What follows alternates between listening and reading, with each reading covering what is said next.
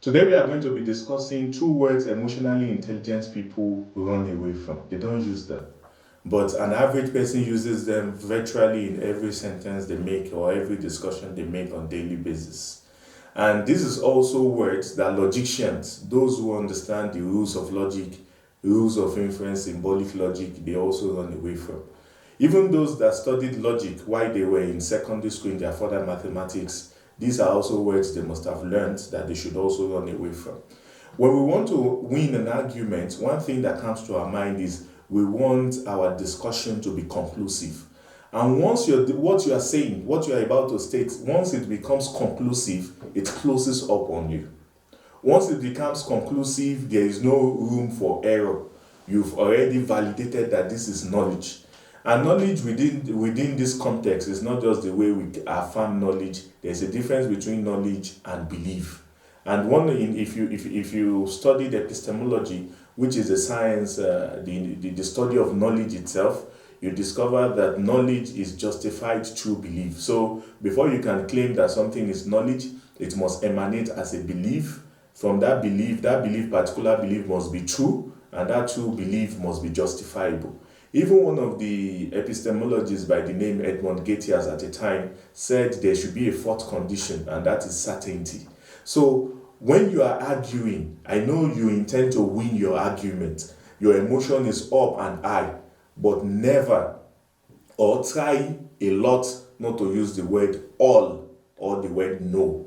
You know the reason why you don't need to use this word? In the representation of an argument on Venn diagram, there are three copulas, as they are called, that are used. You can use all, you can use no, and you can use some.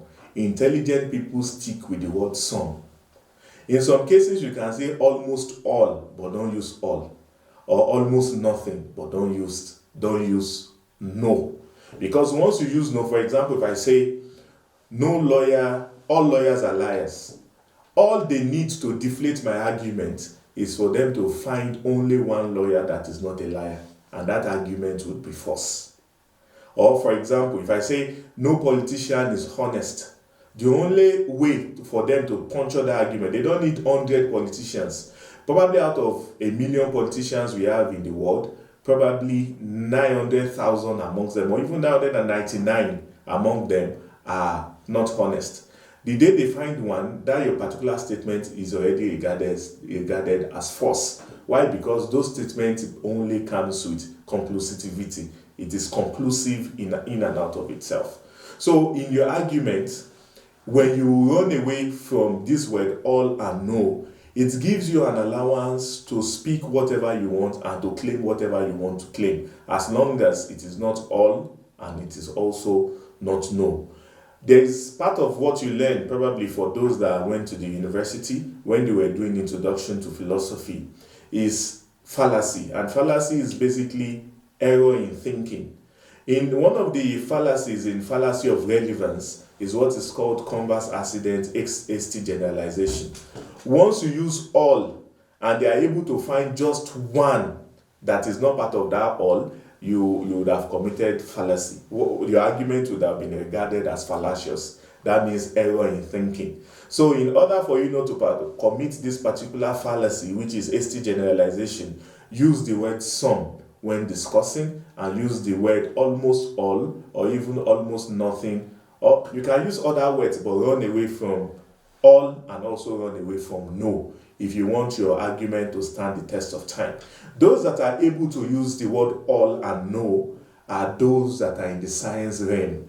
Majorly, they don't use them in social sciences because there are always exceptions. For example, if we say water boils at 100 degrees Celsius, it is true. Any day we find the water that boils at 99 degrees Celsius, that particular fact has been deflated. But you won't find that. Why? Because it's a scientific fact. So what you are saying, as long as it is in the realm of art or it is in the realm of the social science, and there's a possibility that there might be an exception somewhere, even in the rules in English language, there are always exceptions to the rules in English language. So to use all, to use no, in most cases, is not the most emotionally intelligible thing to do. So I just gave you two words that emotionally intelligent people try to run away from, most especially when they are having an argument. And this is something I have used in a lot of arguments I have had, political arguments, even though I try to run away from them, and probably economic, a lot of issues. Once you just use the word all I need to do is to look for just one exception and tell you that what you've done, you've committed a fallacy. And that fallacy borders under the type of a genre of fallacy called converse accident hasty generalization. You went from some samples and generalized to the entire sample without visiting each of the samples. So if you want to speak next time, run away from the word all and also from the word no if you are not sure. And that is why science is also different.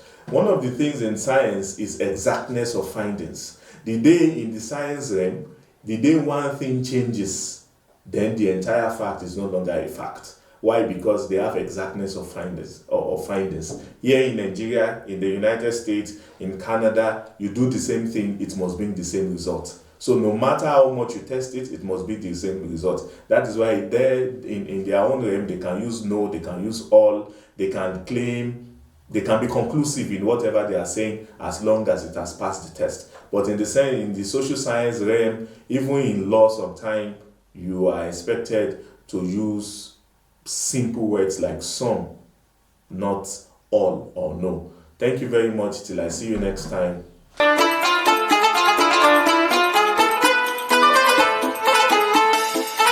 Ramadan Mubarak.